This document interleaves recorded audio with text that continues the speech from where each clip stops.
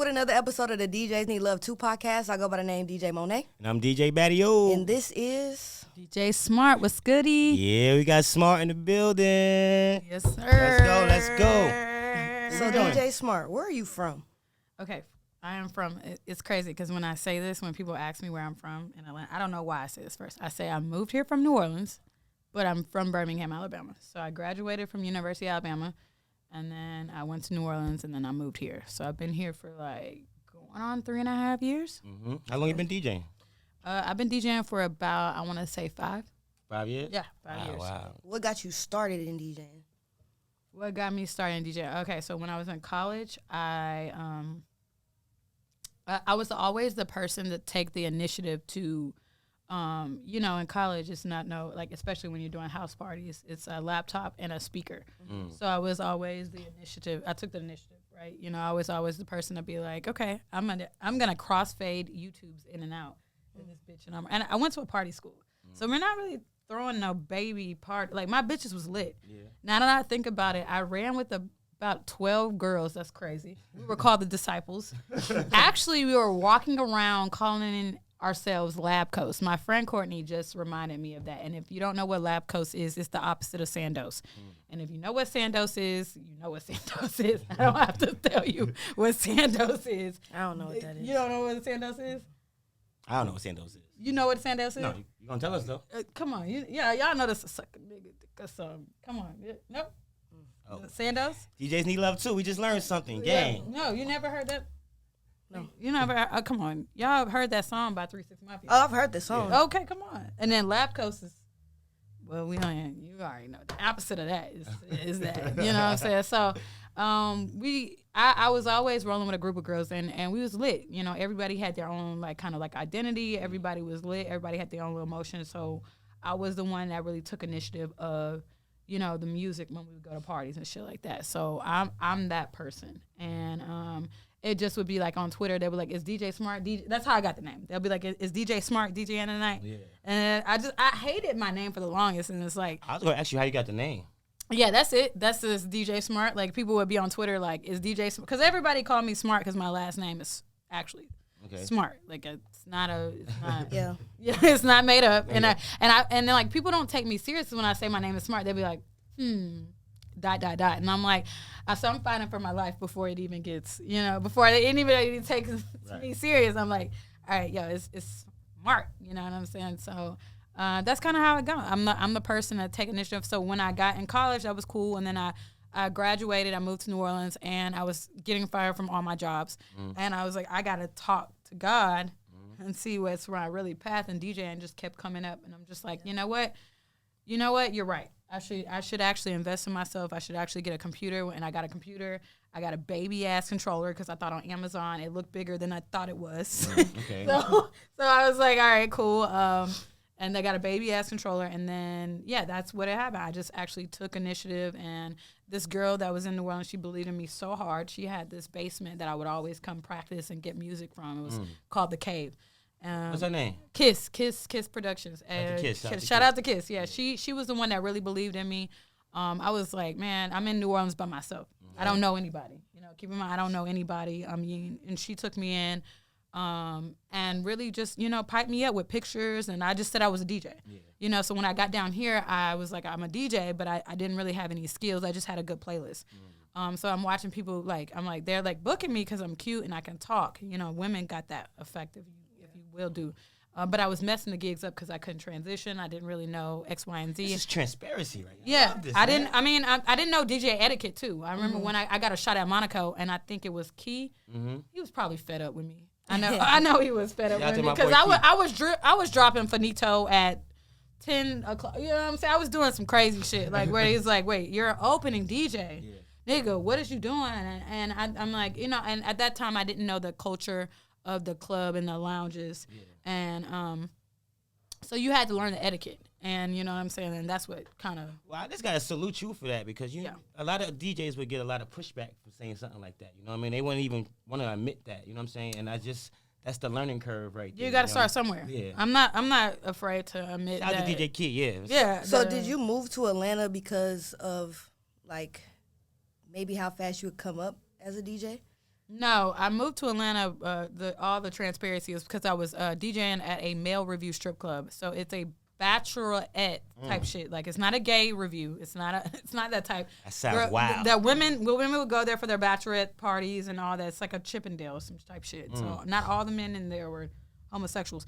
But so I was DJing there, and that got shut down from drugs and prostitution. And I couldn't, when they opened up, I couldn't come back because I was a part of the drug problem. But so I was about to move to LA. I was literally about to move to LA, and my dad was like, you know, I know what you did out here. You came out here and you got a group of people that liked you, and you got in with the in crowd, but you don't want to be broke in LA like that. So he was like, come to Atlanta. I'll help you get your credit and your savings straight, and then you can move wherever you want to. If you want to go to LA, still you can go to LA. So when I got down here, I was like, all right, bet. You know, I mean, New Orleans was super unrelatable because it's just different. The culture is so embedded. It's so precious. People stay down there. Millennials aren't really moving to New Orleans like that. And that's a fact. It's not, you know, but I was able, and I was blessed to get with the in crowd. That city still has my heart to this day. So that's, you know, that's it. So let me ask you this. So now we in Atlanta, right? Atlanta is full of dope DJs, right? It's full of dope female DJs. How do you fit in and stay relevant with the surplus of female DJs now? Let's say, all right, how do I used to always talk about this. Yeah, how do I fit in? I built a community. Okay. And it's not like it's like one of those things I was talking about this with my friend today. It's not just me building a community. It's I had to show up. I had to show up for other people, and when I got down here, thankfully, I am good at being a good friend. So the girls that I was getting around, you know, I formed this friend group, right? And I was dragging them out. They knew how passionate I was about DJing. So I was dragging them out to my events, and I was like, yo, like, I was tell them, I'd be like, yo, I fuck with them DJs up there. Like, this is where I want to be. And they were like, okay, cool. Like, you know, they would come with me. We'll buy tickets. We're buying drinks. We're not asking them to get in for free. I'm just trying to build a community at this point because I'm new. And nobody know me, but they can trust that Smart is always going to be in there. They're going to buy tickets, and I'm going to come with a group of bad girls, and that's going to stand out. Yeah, that's literally what I played on. That's a dope route to the game. Yeah, I just was like, yo, you know what? I know people don't know me from DJing that well, and I'm not going to ask them to put me on. I'm not going to say, hey, like, can you put me on for X, Y, and Z? I'm just going to show up and, like, you know, be supportive. And that has came back like so much within what I'm trying to do, just DJing. And like, that's my, you know, she always tells me that, oh, you found your tribe, you know, you found and it didn't come overnight. It took a lot of like people, you know, being like, I'm not too sure, but like, we'll give this girl a try because she has good energy. You know what I mean? I have good energy, and I'm not hating. I'm just coming in, I'm buying drinks. You know, I'll pull up on MONAE quick. You know what I'm saying? Quick. Like, hey, look, you know, I'm definitely one of those people that really come to support whoever, you know. So I think that's. So you could say your route to the game was like you just wanted to bring good energy and then learn more skills as you went. Oh God, okay. I would just be, you know, I took a lot from people, just like just watching them. Just certain songs MONAE would play that will remind me. I'm like, damn, like I need to start mixing that in, and just ideas would start sprouting from that. And I think that's kind of literally. Because when I went to see you play one time, you was playing music with like the different sound. This is before stems too. So I'm just like, she got like a real like house sound that's dope and different. You know, we went to that event that you threw. I tapped into that type. You know, when I got down here, I was in lounges and clubs a lot. And I was DJing in lounges, clubs a lot, and I was like so happy. It's so crazy because me and my friend Ticey, we would go out to clubs and lounges, and I'll be like, we'll go to Go Room, and I'll say that I want to be up there. You know what I'm saying? And like, you know, getting these opportunities, and like I never made it to Go Room, but I never made it to Go Room. Rest in peace, Go Room. Rest in peace in Go Room. But I did make it to certain lounges and clubs that were really popping. And you know, once you get in these opportunities, you're like, oh my gosh, I'm in these opportunities. But then it comes like weekly, and then it's like I'm not able to kind of fully expand my creativity. And I felt like that was kind of like one of those things where it's like, I love these places, but it's just like I'm not able to kind of like expand the creativity outside. I mean, I went to a white school my life, whole life. Yeah. Whole life went to a white school, you know what I'm saying? And the creative pocket when I first moved down here, because when I moved down here, this guy, he invited me to this event called Phase. And it was at Sound Table, rest in peace in Sound Table. And when I got in there, they were playing things like Toro and things like, I'm like, wow, like Pharrell and stuff. I'm like, oh wow, like you guys, you guys are at it. And it's not like people are like, they're dancing. People are not in sections. They're dancing on the dance floor. And it's important you said that because like when you come to Atlanta, like you get pressured to playing certain music because of popular artists and all that. Right. And then you go to an event where you hear like different sounds. It was dope. So do you feel like you going to those type of events is what influenced you to start your own parties? Oh, for sure.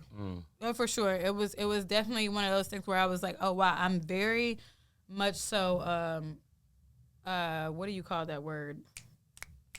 Inspired. I'm very inspired by all of that, and I actually want to take this formula that y'all doing because I see what y'all doing. It's events, and we only get 1 hour to show out and show up. And I wanted to take that and implement it to my own. And that's what I did. All right. So let's change the subject a little bit. Okay, go ahead. Let's get into some DJ stuff, right? Let's get into it. Let's say somebody walked in the club and let's say they just had a divorce. What music direction are you going with to make them happy? DJ tip. They just had a divorce. Okay. We won't do a little R&B to make them a little sadder. Like what song am I going in? I'm gonna go into like, something to make them feel this is a girl or boy. Let's just say a woman just got a divorce. Okay. She's in there with her girl. She came to the DJ. I just got a divorce. I want to turn up. Turn them up. Turn them up. I'm gonna turn them up. Shit. What's your first song? We going. I mean, I don't know. I might roll with like maybe like some Soulja Boy or some shit. Some shit. I don't know. Like some Young Nudie, some Peaches and Eggplant, something. I'm gonna give them. I said fuck my ex. Fuck my ex. Okay. Fuck I'm gonna say Deuces. Oh, fuck my ex. Oh, Deuces. Oh, damn. Deuces. We can go slow, huh? Yeah, we can go anywhere. Yeah, all that bullshit for the birds. Yeah. Okay, cool. I'm gonna go with that. I mean, honestly. I haven't been able to think like that. I just been in my events, I've been so open formatted, free spirited that I'm just like, damn, that is a good question.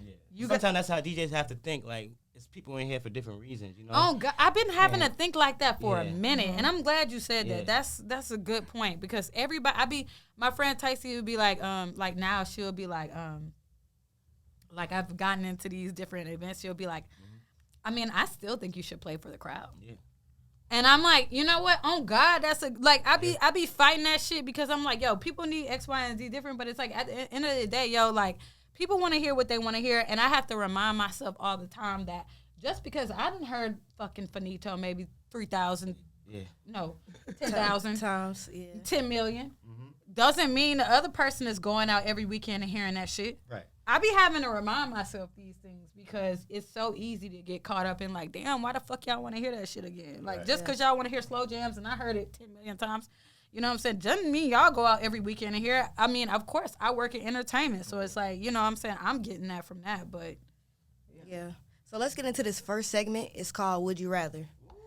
So I'm going to put 60 seconds on my phone. Battio's going to ask you a series of questions. 60 seconds. All right.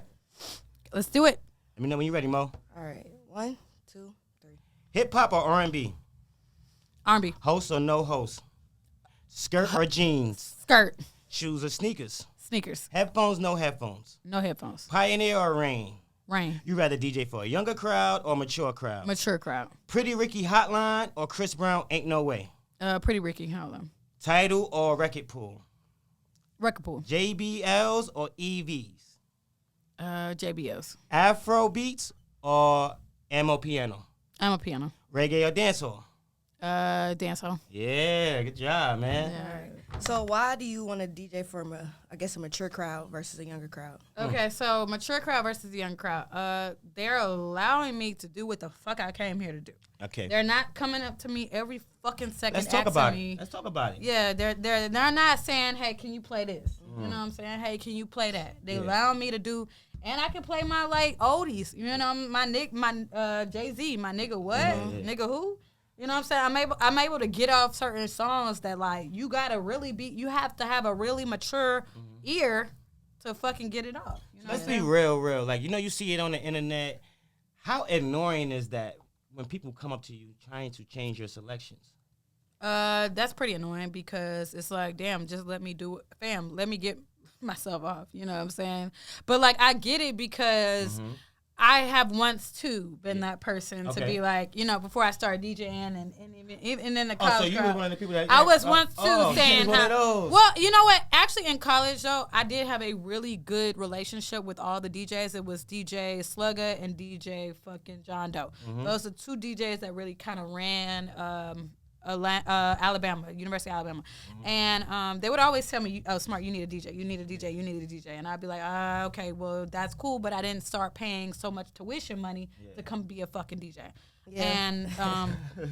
And, so that's what kind of happened with that. But I would be the person that my bitches would come to the dance floor. I would go up to the DJ booth because I'm telling them, hey, they want to hear this. All right. So you knew he was going to be a DJ. Yeah, I got it from both sides. Yeah. Like, I mean, I know, like, people really want to hear their song if they think of some song requests are really good. I might add. Have y'all got a song request and you be like, yo, I'm fucking with that actually. Actually, I need to play that. No, you ain't never got none? No? I DJ a lot of parties. I love DJing, like, young kids parties because they come up to me like, yo, you need to play this. And I'm like, all right. I'm trying to get out like that I got habit. it, and I get the music. And now I'm like, oh, this is some music that you need to. So I learn a lot from the young kids that be like, can you play this? Because I probably have no idea of it. I really don't care for new hip hop. I learn it from when people come up to me. Yeah, I DJed something that was 16 and it was a 16-year and 19-year-old party.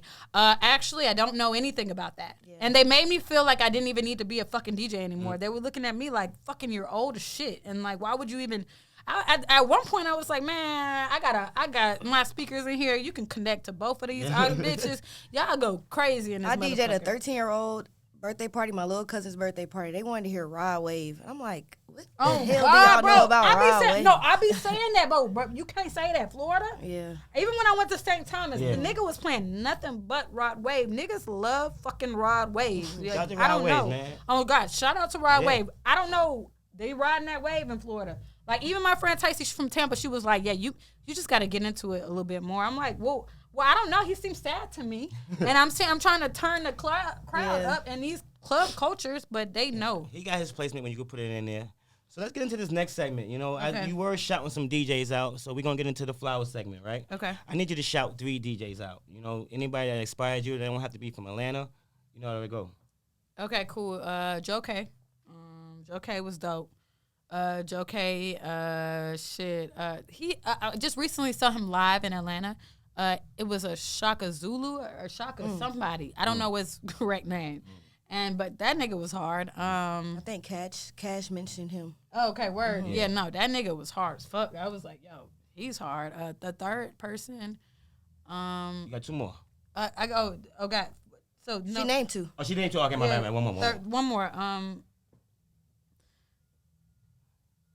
Christ. Killer working over there. No, God. Okay, I can't. Okay, so anybody that motivated you? Anybody motivated me? I want to say his name, but I'm not really too tapped in with him right now on other shit.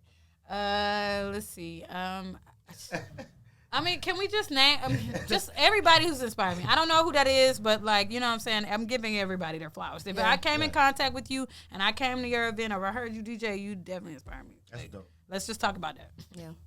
So let's, before we close out, can you just tell everybody about your event? How can they tap in with your event? What is your event about? I do want to add, you do have one of the most dopest, different, if you want something different, you know what I'm saying? I enjoyed your event.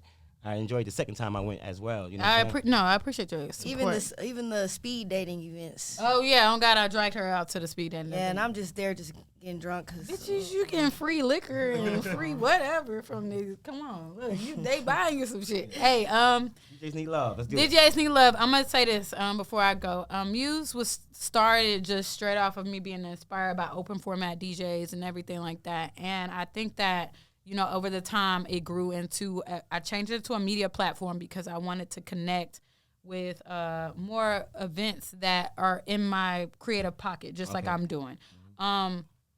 So I definitely appreciate the support for you guys, because I remember you guys literally both being there and y'all were like, this is dope. You know what I'm saying? So now I'm changing that into a media platform just for all creatives to connect intentionally. I want my platform to be like the shade room for creators, but no shade. But like you can tap in and be like, okay, what's going on in Atlanta? So that's what I did. Right now, I'm focusing on my first show on the media platform. It's called In Sync. It's actually Wednesday, January 17th at Side Piece upstairs. It's an old social house. If you guys know, you know. Tap in. Yeah, tap in. And it's upstairs of the social house. Best wings in the city. Side Piece, I'm sorry. Side Piece now, but old social house, but Side Piece now. Best wings in the motherfucking city. Best drinks too as well. But yeah, it's on top of that. And it's really focusing on everything that I did in Muse, where it's art. It was more so just curating the artist and having a DJ. But I'm not DJing this event. I usually DJ my events, but I'm not DJing this event. You're actually getting a taste of my personality. Okay. So me and my host, Millie Rock, co-producer, so we kind of formulated a 106 and Park meets Tiny Desk. Okay. So it's actually going to be pretty dope. It's actually a recorded live podcast as well. You actually get to sit down. We're actually sitting down with the artists, and we're actually getting a chance to for you to get their personality, for you to get our personality, right. And then they're actually performing with the live band. Yep. I've curated all of this. That's me and her have talked about the artists that we want on there. So yeah, it's live.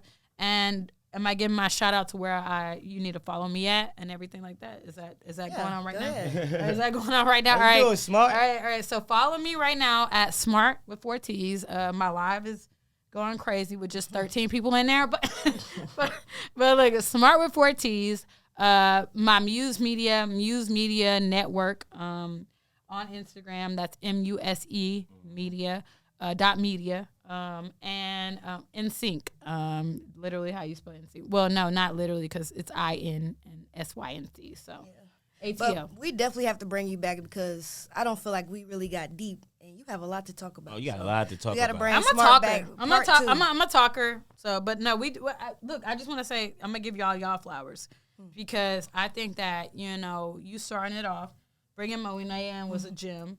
Like she's goated in my opinion. Yeah, I don't think that people know. Like, to me, like, you're super genuine and just super it's just a vibe that you bring out of people that I. Monae's like a super boss. No, yeah, and then you encourage people. Think I'm mean though. No, I know people, because you have that. But we're ladies in a masculine. Yeah. It's the masculine energy you hold, to where, you know what I'm saying, you I'm trying to tell niggas don't play with me. Yeah. I'm cute, nigga, but actually listen to what I got going on, and listen, this is, we're executing X, Y, and Z. Let me expand on that, because I tell that to MONAE all the time. People respect her. You know what I mean? It's always you can start off like that, but you put off respect first.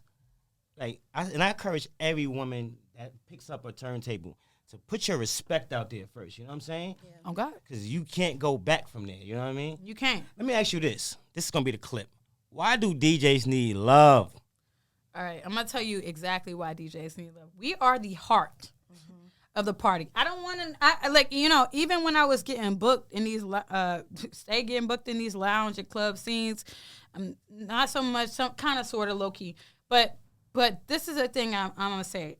You got your bartenders walking out with more money than the DJ. You got your promoters walking out with more money than the DJ. Ooh. But if we stop the music, and I know y'all get a lot of DJs that say the same thing, but if we stop the music and stop doing what do you think is gonna happen? What do you think is what people are gonna walk out? People are gonna be wondering what's going on. Say I'm say I just stop DJing, or say I get a little too drunk and fuck up some shit. You know what I'm saying? What do you think is gonna happen? I start playing some crazy shit. What do you think is gonna happen? Say you having a really good set, and the promoter texts you mid-set you can't get paid, or we can't do this. And you fuck some shit up just going by, and then people just walk out. Well, that's great, because bottles ain't getting sold no more. Yep. Sections ain't getting sold no more. People ain't gonna want to come in this bitch. We're the heart of the whole situation. Keep going. And I think that's what it is. I mean, you asked me, I think you were going to tap into a question of why do you think that?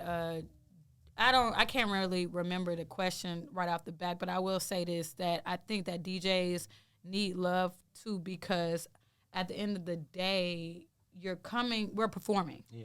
You know what I'm saying? You're coming to feel a feeling, and that's what the DJ is providing. Yeah. And no matter what you think, no matter what you think the DJ is whack, no matter what, you still there, you still buying a drink, you still vibing, you still acting like you know the song. You know what I'm saying? Like, you still singing, you still doing whatever. And then at the end of the day, that's what's important. And I don't think people understand how hard it is to give up all your energy. Yep. No matter what you're going through. Look, no matter what you're going through, sometimes I get done with the DJ gig, I will ride home in fucking silence. In silence. I don't want to hear shit else. I've been doing that. I don't want to hear. I'm a psychopath. I don't want to hear shit else. Yeah. Sometimes I ride in silence to the motherfucking gig because I be texting my friends. Sometimes I have gigs. I be like, yo, I don't want to hear loud music. Yeah. Yep. I don't even want to hear loud music. I don't even want to hear it. Like, I don't even want to be, you know what I'm saying? Because you have to be, people understand, we're the life of the party. You know, our energy, that's why it's like, wow, we need to get treated. Me and my dad were talking about this yesterday. We was in the car, and he was like, we were talking about pay, and he said, well, you guys just need to all come together and do X, Y, and Z. Well, it's easier said than done. Yeah, we need to come together and say. I asked my dad. My dad he was a well-known. He's an event coordinator for Morehouse. Any events like that's that. Why we need y'all to pull up to our events when we throw these events, so we can talk about this. Talk about it. And my dad was like, "Well, you guys, you just need to get together with all the DJs. You guys need to get together with all the DJs. I don't know, when you have a DJ doing it for $50 and a hookah." Y'all need to pull up to the event so we can talk about this. She just said something. Like, I don't know. With a DJ with a hookah, and you know what I'm saying? Like, that's what I'm trying to figure out. So I don't know. Are you proposing a DJ strike? It's already a DJ strike. I think that if we all collectively came together, but it would take a whole lot of collectiveness. And niggas is not like on that type of time. But I definitely think that it would be cool because niggas love to say New Year, New Me. Yeah. I feel like they have their cliques. Everybody don't want to work with each other, so the strike will never be a strike. Oh God, because you got there's problems in the entertainment industry. Everybody's not so lovey-dovey and like, you know what I'm saying? It's a lot of fakeness going on everywhere. Yeah, that is true. And I've learned that through what I'm doing and what I just stay out of the way because I'm like, you know what? Actually, I need to be cool with you on this side, and I need to be cool with you on this side. Yeah. So I'm not finna get into the politics of whatever. I hear business from going. It's a lot of politics going from everywhere, and it's like, actually, I don't want to get involved in that because at the end of the day, even this, I be telling my friends this, yo, this person hasn't paid me yet, right? Yeah. But I be saying to my friends, yo, run down on their ass. But look, I be saying to my friends, I can't even have bad energy on their ass because this is all I do. It's all I get money from. So it's like, they gonna still continue to book me, but they gonna pay soon. Yeah. You know what I'm saying? But it ain't to my liking.